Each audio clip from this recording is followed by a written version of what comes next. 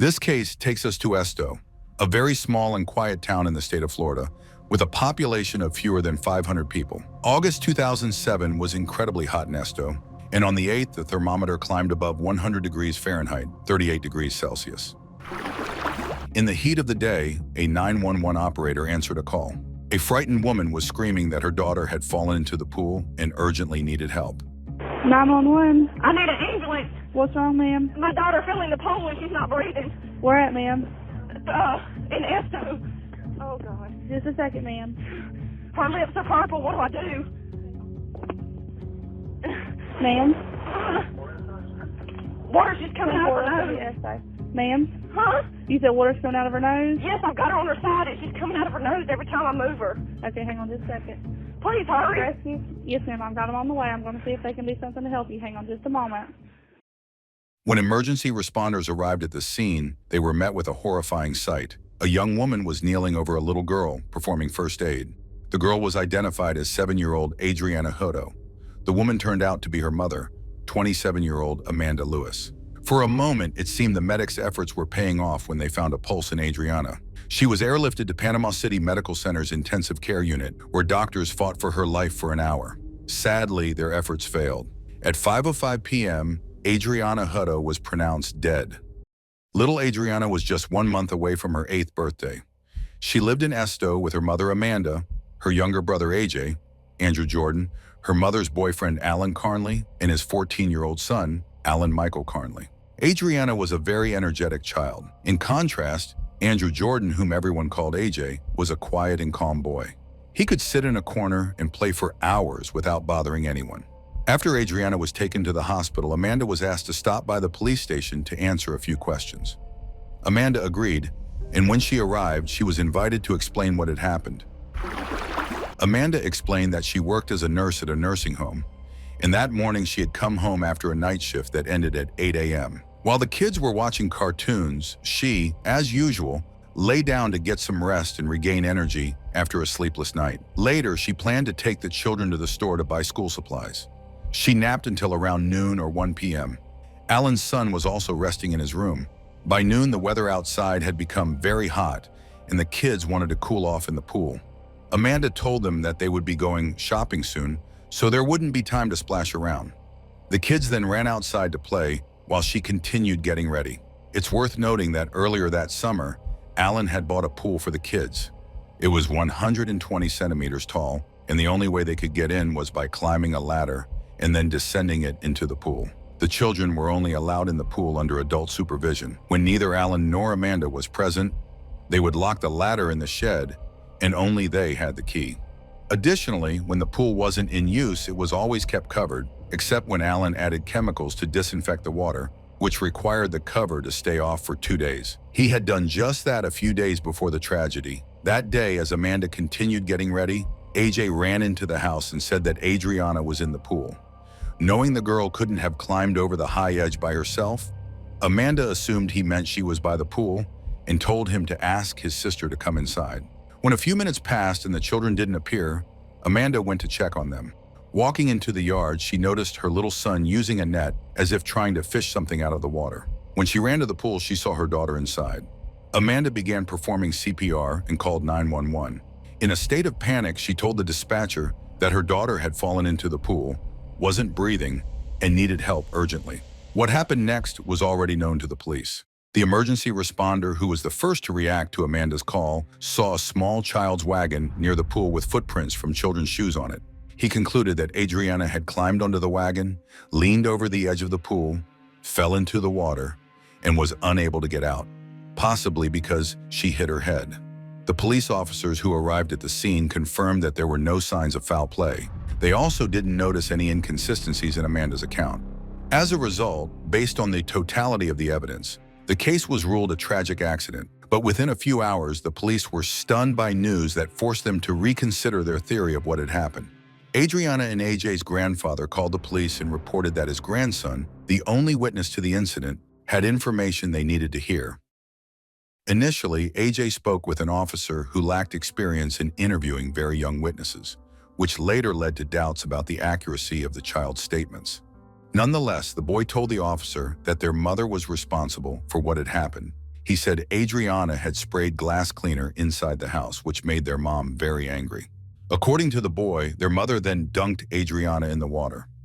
When the officer asked him to clarify what he meant by dunked, the boy replied, "Drowned her." He even placed his hand over his face to demonstrate how it allegedly happened. Later, a female officer trained to work with young witnesses spoke with AJ, and he repeated that their mother was responsible. However, his story was so inconsistent that he often contradicted himself. First of all, he said he hadn't seen the incident, only heard his sister screaming. AJ claimed his mom had sent Adriana to the local park and later drove after her in the car. He wasn't sure whether the girl ended up in the water before or after that supposed trip to the park. But Alan's 14-year-old son later firmly stated that he hadn't heard anyone start the car engine or leave the house that day. At one point, AJ claimed to have seen everything from a tree under which the family kept a garbage can. But when officers went to check this claim, they discovered that from that spot, the boy either couldn't see the pool at all or could only see a small part of it from a distance. Despite the gaps and clear contradictions in the child's account, the police began investigating the possible involvement of his mother in Adriana's death. Soon they discovered that the atmosphere within the family was far from healthy.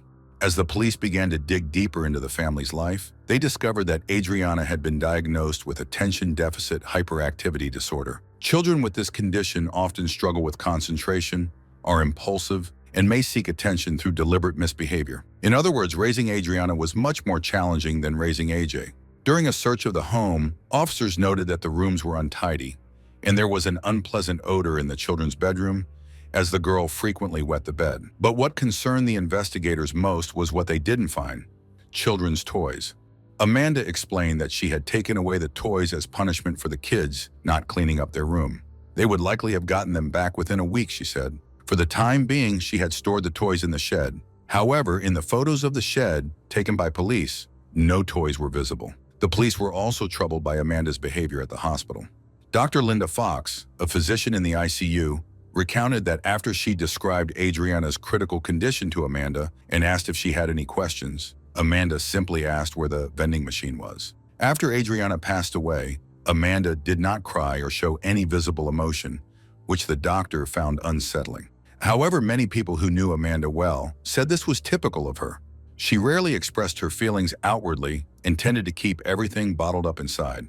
Amanda's lawyer, Walter Smith, argued that the mother's emotional state was better reflected in her 911 call. She was hysterical. She even vomited. Who could fake that kind of reaction? He asked. She'd have to be Meryl Streep. Amanda was offered a polygraph test, which she agreed to take, and passed successfully. However, the police continued their investigation. According to her attorney, she was considered guilty in the eyes of law enforcement simply because they believed they had a witness to the crime. But in his view, a 6-year-old child can be convinced of almost anything. His opinion is echoed by Dr. Stephen Ceci, an expert in child testimony. He described the initial police interview with the boy as entirely unsatisfactory, noting that questioning children, especially those like AJ, who showed signs of developmental delay, requires particular care. AJ exhibited behavior more typical of a 4-year-old than a 6-year-old. Dr. Ceci had conducted numerous studies demonstrating how easily children's memories and statements can be influenced. It often takes only a slight nudge for children to make shocking or implausible claims. In one experiment, children were told that a rabbit had visited their school. Although no such event had occurred and the children hadn't seen any rabbit, they not only insisted that they had, but also offered detailed descriptions: what the rabbit looked like, what it ate, and so on. In another test, children recounted in vivid detail how they had gone up the Eiffel Tower and released balloons from the top. None of it had happened, but the children were utterly convincing, Ceci recalled. He believes that when AJ later repeated his story to a more experienced officer that same evening, the detailed and violent nature of what he said could not have come solely from his imagination. In Ceci's opinion, someone, a grown-up, must have influenced the boy between the incident and the police interview. Some members of Amanda's family, and Amanda herself, are convinced they know who that adult was. They suspect Charles Burns, AJ's grandfather. In reality, Burns was Amanda's stepfather, not her biological father. Although he is now divorced from Amanda's mother, Brenda Burns, in 2007 they were still married. That day, Charles arrived at Amanda's house about half an hour after the incident. He then spent at least 15 minutes alone with AJ while driving him to his own home. Amanda's mother, Brenda, confirmed that she wouldn't be surprised if Charles had influenced her grandson because he hated Amanda. Charles denies telling AJ what to say, though he admits he didn't like his stepdaughter, allegedly because he disagreed with her parenting style. After rumors spread through the town that Amanda might have been involved in her daughter's death, people began to recall another loss in her life. When Amanda was 17 years old, she gave birth to a son named Alex. According to relatives, she was an incredibly loving and devoted mother. But when Alex was just over a year old, he died from a sudden seizure while Amanda had briefly left him sleeping alone in another room. An autopsy was conducted at the time, and the results confirmed that Alex had died from a seizure. However, after Adriana's death, questions resurfaced about what had really happened, especially since the theory that Adriana could have climbed onto a cart and fallen into the pool was unintentionally contradicted by her own grandmother, who shared that Adriana had a deep, paralyzing fear of water. Fuel was added to the fire by statements from Amanda's co-workers, who recalled that about 3 months before Adriana's death, Amanda came to work visibly upset because her daughter had drawn all over her new car with a permanent marker. In a moment of frustration, Amanda allegedly said she was tired of everything, that she felt like killing her daughter, and that she didn't love her enough. Amanda later tried to explain that it was just a figure of speech and that she had never seriously thought about harming either of her children. She also admitted that bonding with Adriana hadn't come easy. When Adriana was 6 months old, Amanda had to return to active military duty, so the child was cared for by family members for a period of time. But eventually, Amanda was discharged early due to an injury, and over time, she and Adriana developed a strong, loving relationship. Nonetheless, a month after Adriana's death, Amanda was arrested and charged with first-degree murder. The 27-year-old woman was facing life in prison without the possibility of parole. She was offered a plea deal. If she pleaded guilty, she would serve 10 years and be released before turning 40. However, she refused, stating that she would not admit to something she didn't do. In February 2008, Amanda stood trial. The prosecution aimed to show that Amanda was exhausted from work and struggling to manage her completely uncontrollable daughter. They argued that on the day of Adriana's death, her patience finally snapped when the girl sprayed glass cleaner inside the house, prompting Amanda to punish her, only for the situation to spiral out of control. The prosecution's key witness was AJ. His testimony began with an unexpected moment. The boy, whose memory could determine the outcome of the case, didn't even recognize his own mother in the courtroom, even though she was sitting just 2 meters away. It was only when the prosecutor pointed her out that AJ recognized Amanda and burst into tears. Amanda later admitted that the whole scene broke her heart, especially since she hadn't been allowed near her son and hadn't expected that he wouldn't recognize her at all, even though they hadn't seen each other in 6 months. She begged her lawyer to stop the trial, but no one listened. Once AJ calmed down, he repeated his accusations against his mother. However, just like during his conversations with the police, his statements contradicted each other. He couldn't even pinpoint where he had been during the incident, claiming he was either by the family's garbage can under a tree or on the house's steps, neither of which provided a clear view of the pool. At one point, he even said his sister didn't drown in the pool at all. Then he claimed he didn't know how she drowned. Later, he stated Adriana had slipped after climbing onto the toy cart while trying to scoop bugs out of the water. In any other case, such testimony would likely be deemed inadmissible, as AJ gave a different answer every time he was asked what happened. In total, the boy offered 13 completely different versions of the events, blending together incidents from weeks before. The only consistent part of his story was that he never actually saw what happened.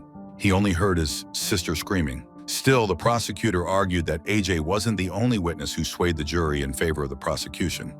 The defense had the hardest time explaining the appearance of bruises on Adriana's face, back of her head, and shoulder. The prosecutor argued that these were fingerprint marks from Amanda and that they corroborated EJ's testimony. However, it's important to make a small remark here. The forensic pathologist Charles Siebert, who performed the autopsy and concluded that Adriana's death was violent, was fired and stripped of his license due to his negligent approach to work and controversial conclusions in other cases. Therefore, a different medical expert gave testimony in his place. This expert was not present during the autopsy and had only reviewed Siebert's notes. She stated that she agreed with Siebert's conclusions and suggested how the bruises on the girl's face might have appeared by placing her hand on her own face, just as EJ had shown. Amanda's lawyer challenged this statement, arguing that there could be many reasons for bruises to appear on a small child's body, especially one as active as Adriana. Despite the medical claims that they did not touch the girl's forehead, the bruises could have appeared when Adriana was given first aid or resuscitated at the hospital. It was even unclear what exactly had happened while the children were playing outside. At one point, EJ mentioned that he had thrown a white bucket at the girl. Dr. Siebert based his conclusions mainly on the petechial hemorrhages in Adriana's eye membranes, believing they could only occur in cases of violent death. However, Amanda's lawyer asked Dr. Edward Willey, who had performed 2,000 autopsies in his career, to give his expert opinion. He reviewed Siebert's report and stated that he was not convinced by it, and he would not claim that a murder had occurred because recent studies showed that petechial hemorrhages could also occur in accidental deaths. Additionally, if everything had happened as the medical expert suggested, Amanda would have had to cover the girl's face with her left hand while holding her right shoulder with her right hand, where another large bruise was found. This meant that Amanda would not only have had to lean over the edge of the pool, but also cross her arms for some reason while trying to control her daughter with her left hand, even though she was right-handed.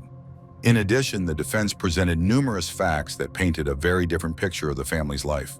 Amanda claimed that the children had behaved perfectly that morning and had not been punished for anything.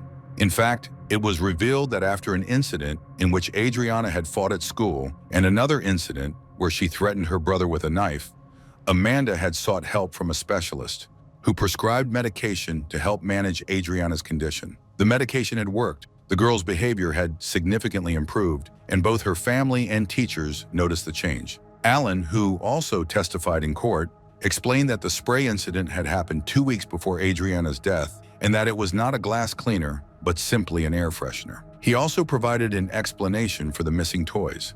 Allen and Amanda had gone through the children's toys, throwing away the broken ones and taking the rest to his father's house for storage for a few days in order to teach the children to clean up their rooms. Allen, his son, and other witnesses testified that Adriana was not afraid of water. They had often seen her happily splashing around in deeper pools, in the bay, and at a Waterworld theme park on vacation. The one thing she was afraid of was diving, when her head would go underwater. According to Allen, Amanda called him around 2:30 p.m. that day to warn him that she and the children were going shopping. While they were talking, EJ entered the house and said something to his mother, though Allen did not hear what. However, he did hear Amanda go outside, after which she found Adriana in the pool. A police phone check confirmed that Amanda's call to Allen was recorded at 2:30 p.m., and just 8 minutes later, at 2:38 p.m., a 911 call was made. Finally, Adriana's teacher took the stand and testified that the child had previously had behavioral issues, but in recent months there had been significant progress. She described Amanda as a very attentive mother who frequently visited the school and attended all meetings and award ceremonies. Adriana spoke very fondly of her mother and younger brother, showing great affection and love for them. However, despite all the efforts of the defense attorneys, they were unable to persuade the jury, who had evidently already formed their opinion about Amanda's involvement in the incident. After 4 days of trial, the jury deliberated for only 2 hours, including a lunch break, before reaching a verdict. Amanda was found guilty and sentenced to life imprisonment without the possibility of parole.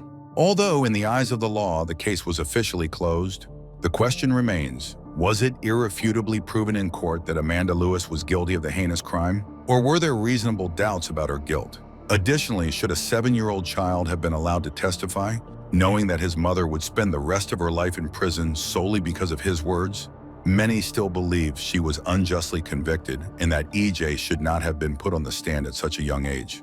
Others, however, are convinced that the young boy had no reason to lie about what he had seen. In 2010, Amanda's lawyers filed an appeal, but it was unsuccessful. Had she pleaded guilty, she would have been a free woman by 2018.